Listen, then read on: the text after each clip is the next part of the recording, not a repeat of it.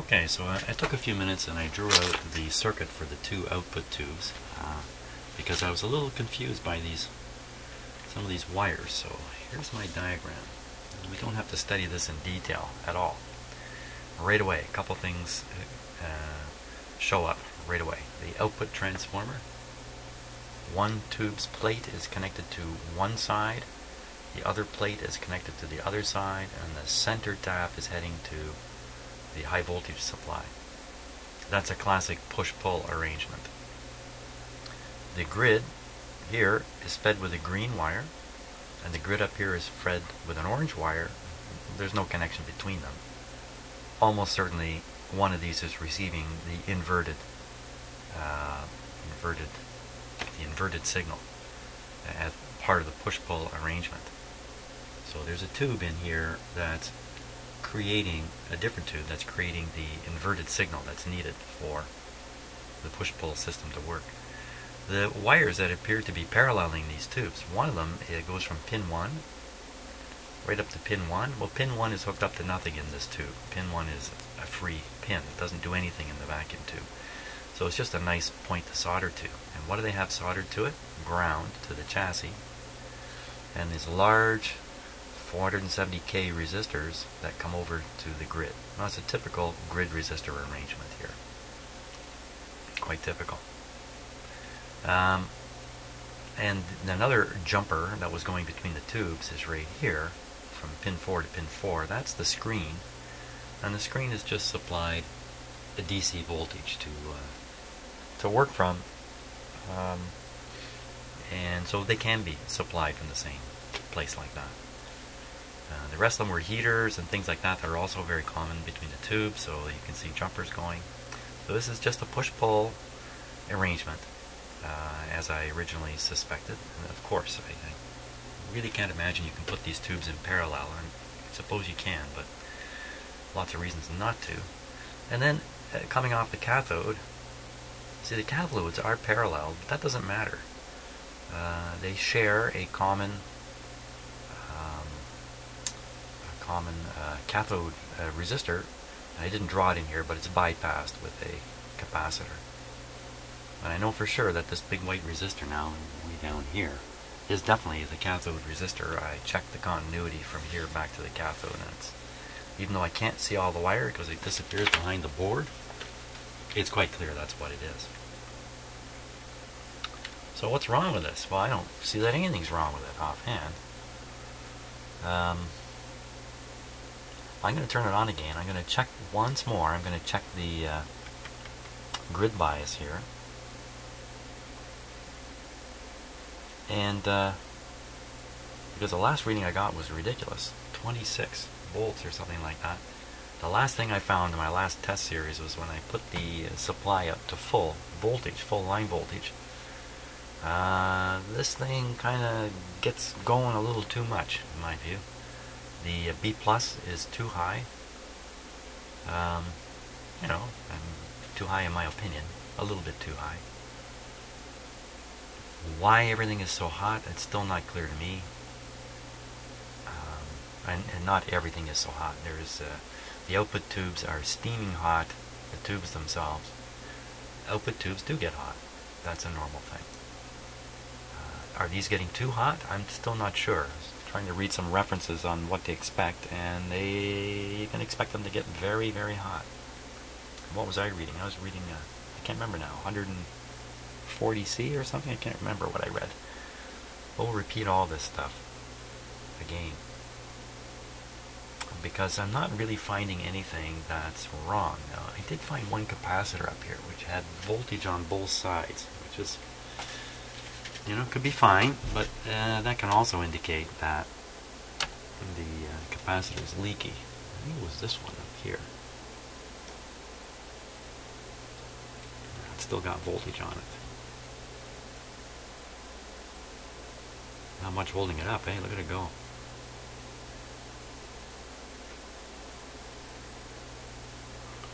Well, something's charging up. I don't know if it's the capacitor I'm testing or another capacitor in series with it. This is not a large capacitor. that I've got the leads across right now, but it could be wired with another larger capacitor. No, it's over 20 megohms, so I don't see that there's a problem there. I don't see that there's a problem anywhere in this. So let's run it again. Let's run it again. Maybe I made some mistakes taking readings or something. Run it again and see what we get. Okay, I'm going to start it up on restricted power too. And just check it a little bit here. Everything looks good. Start on restricted power. Just because I'm a chicken.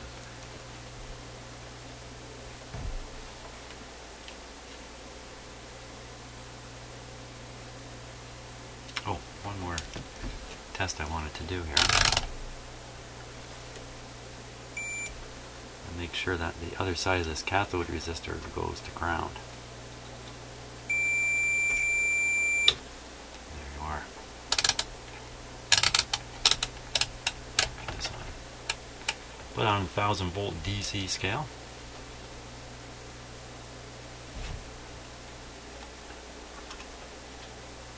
So we can read right across the cathode resistor now that we're pretty sure about it. There's the 13 volts. Exactly what you want. And we're supplying the unit with about, something like 90 volts on the outlet.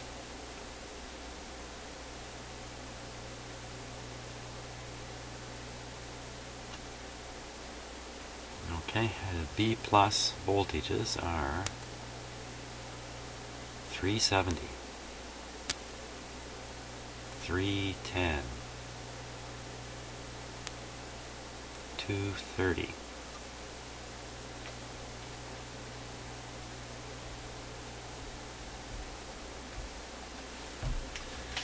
Let me write those down. Try it again here. I want to get a shock off this guy, that's for sure, boy. Okay, 372.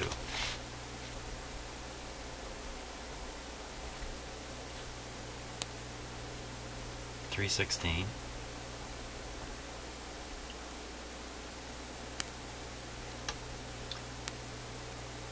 230. That's quite a bit lower. 230. You can kind of guess the 230 is heading off to the screen. So let's look at the screen voltage. Pin number 4. And that's this one right here. 316. Well, that other lower voltage could be heading off to other tubes too. The 230. 316.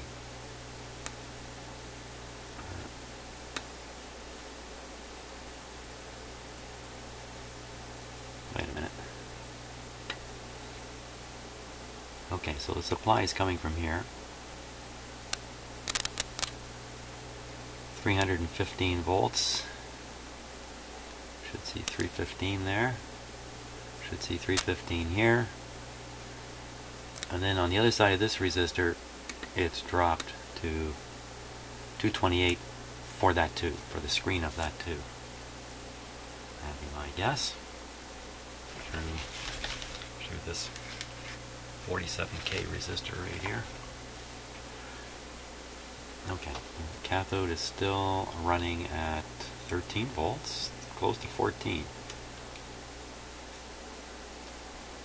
Now, we'll just look at the grid voltages. They should read, well, we don't know what to expect.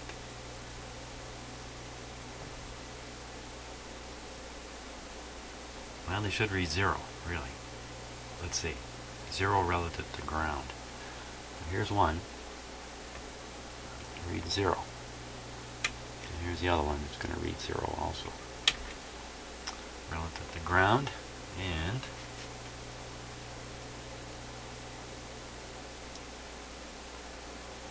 the plate is pin number 3. goes right into this output transformer. And we're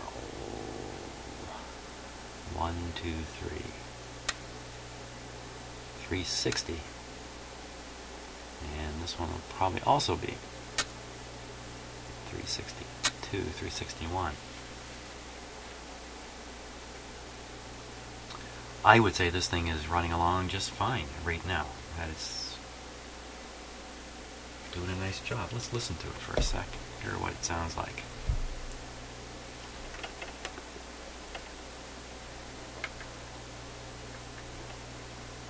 Just tune my radio in a little bit here.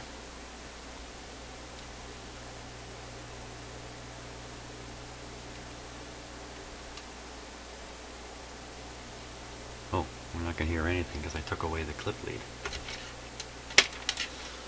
on the input.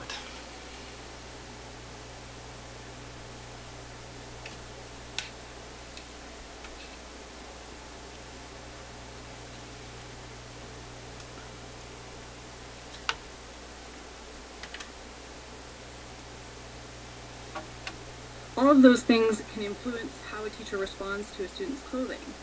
And I think part of the issue is that the bra straps and tank tops for young girls does seem to come up a lot. And it's just really... Yeah, okay.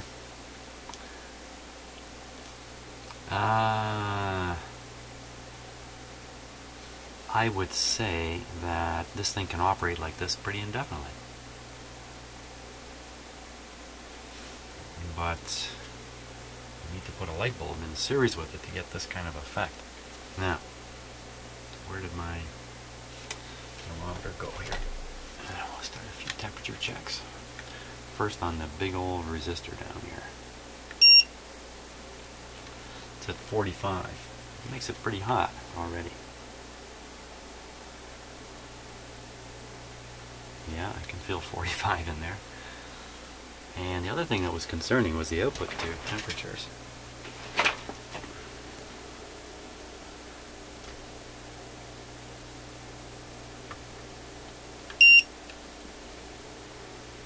(201 degrees C). Did I just melt the front of my...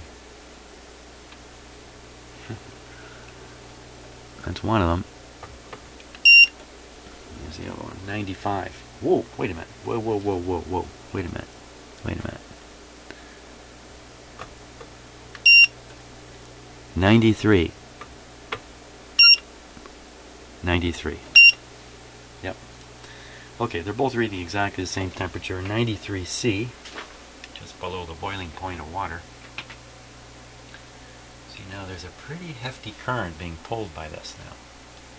You see my light bulbs. It's hard to tell in the camera, but these light bulbs are bright enough that they're telling me this thing's really pulling back the power. And it's idling. It's idling and really pulling it back. Why would it be doing that? And all that power has to be consumed and turned into heat inside this unit. That's what all power turns into. So,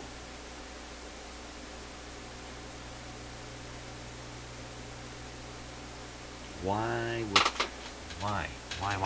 Could be just inefficient design. It's possible that it's doing everything quite normal, the way it was intended. Now, just in looking at this overheated resistor, let's take a closer look at it here.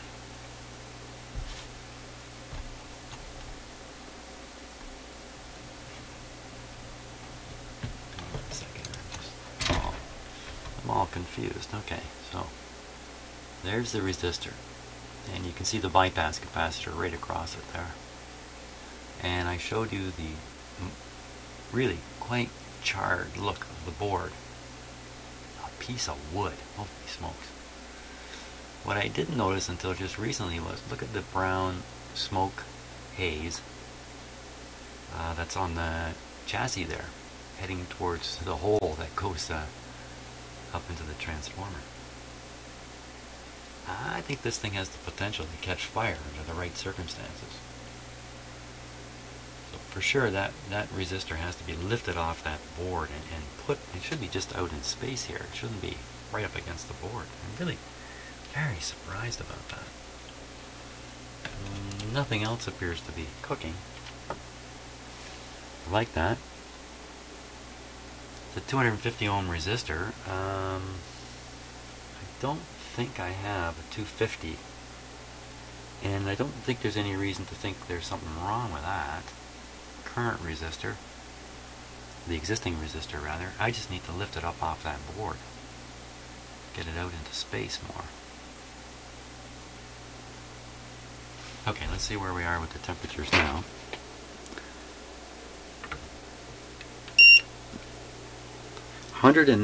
C. Wow, they're both reading exactly the same. That's pretty strange, isn't it? The temperature just on here is 24 degrees C. 24.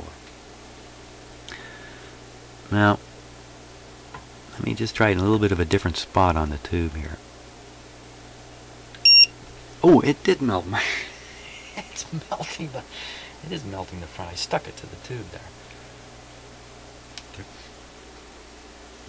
Yeah. Okay, well, I can't touch the tubes now. 213, and the other one done the same way. 213, exactly the same. Isn't that something? I definitely smell something burning though.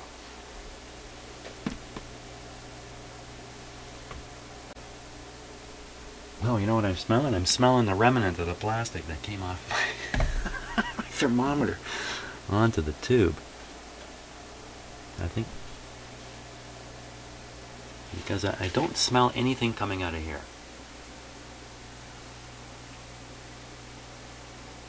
Wow, that is pretty darn hot. Let's just let it run along here a little bit longer. Echoes the Fredericton students' concerns that these dress codes are, first of all, biased against female students, and also the fact that the students say the dress codes sexualize them, that they put the onus on them to protect. Now the light bulbs are really quite lit. The voltage has been pulled down even lower. This thing just keeps on keeping on. How come it's getting drawing more and more current here? That's a little bit mysterious. Okay, so we're on the 1000 volt. I'm just reading the cathode resistors, now up to 17.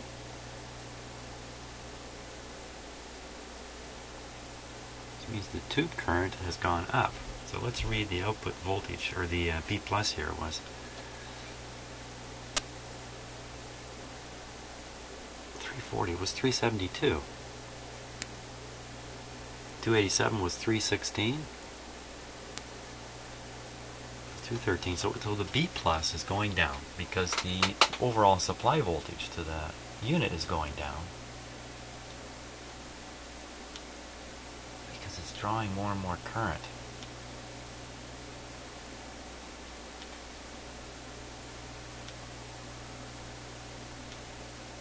Well, I could pull out the two output tubes and run the unit. You know, that should drop the current drain to next to nothing. Maybe one of these other tubes is getting drawing a heavy current. Let's just check their temperatures here.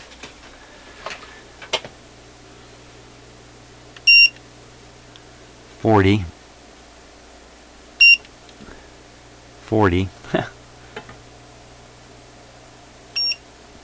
80. And on the output tubes now,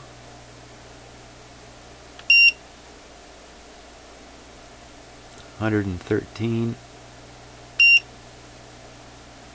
113. I can't believe I get the same reading on two different tubes, exactly down to the degree.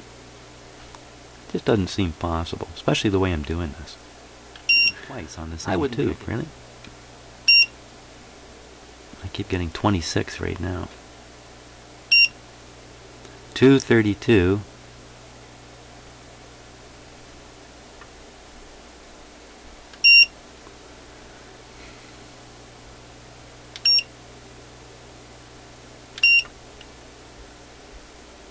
Now I'm getting all kinds of readings.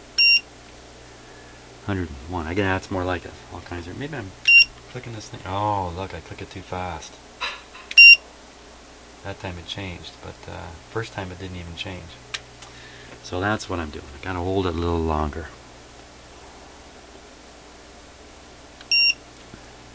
207. 107. Whoa. Okay, hold on.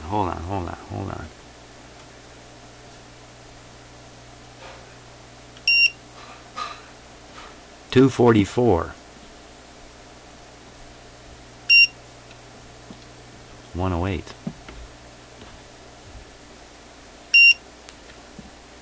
108.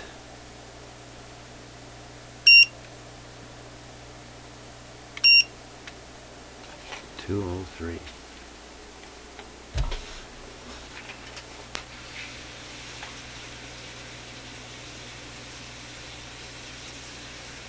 Well, it's a mystery right now.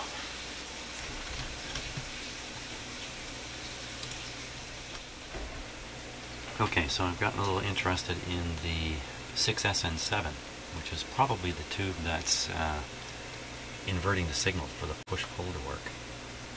And it's a 2-tube-in-1 type 2. It's got 2 triodes in it. So we'll look at the cathode of each triode. So one cathode is pin number 6. 876. Watch this. 88 volts. Now the other cathode is pin number 3. Pin number 3. Pin number 3. 1, 2, 1, 2, 3. 2.9 on one cathode, 88 on the other.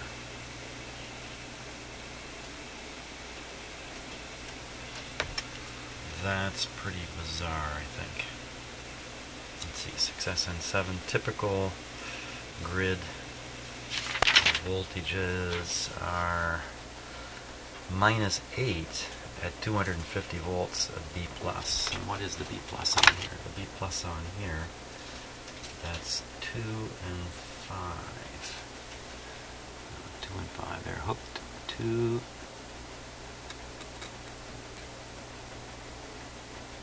83. 5. Wait a minute, I don't think this is... what's going on? That doesn't seem right.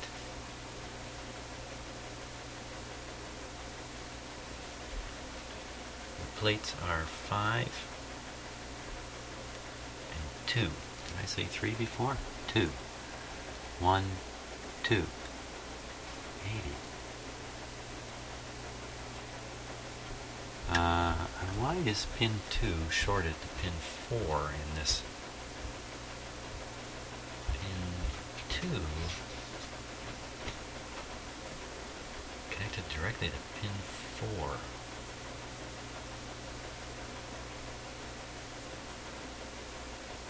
I can't be reading this right. Pin 2 is a plate, pin 4 is the second grid. They've just tied the plate directly to the grid? Nah, that's not making sense. I gotta make this make some sense. So I'm gonna pull the tube out, make sure I got the right tube and the right tube type, and sort out what are these strange readings I'm getting, because they're not adding up. Of course, I gotta let this thing cool off now. And what is that 6SN7 temperature? 87. And the output tubes, just for fun, 209, 116.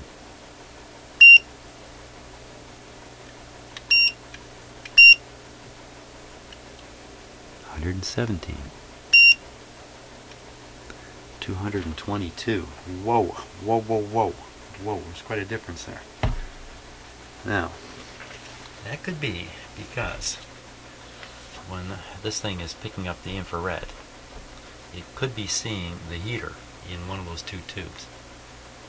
If the heater is visible to the unit, then it's going to read the temperature of the heater, and the heater, of course, is way up there. I don't know, 900 degrees or something. Crazy. I'm trying to read them exactly the same way. 123. 236. So what's happening here, if the reading is correct, this tube is running about half the temperature of this tube. Wow. Why would that be?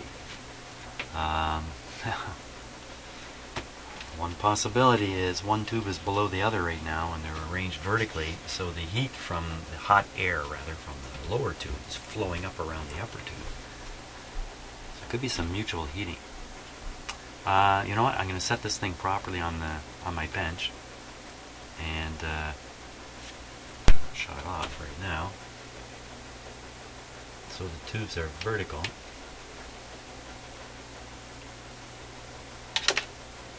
You know, I still have this mysterious green wire here that I disconnected from the phono input. I don't know what that is yet. So that's another element of this mystery. Maybe that's causing something. Maybe that's a bit of a problem.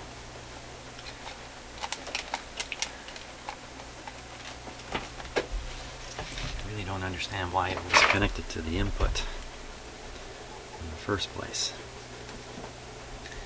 Power transformer is not very warm. It's quite nice.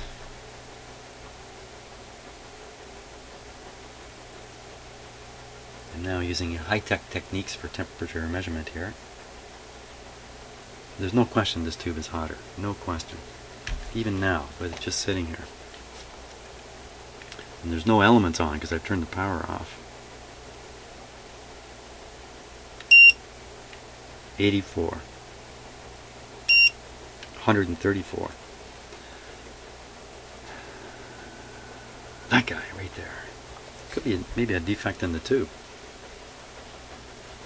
But we will have to let them cool off and then start up again and see if they achieve the same temperature.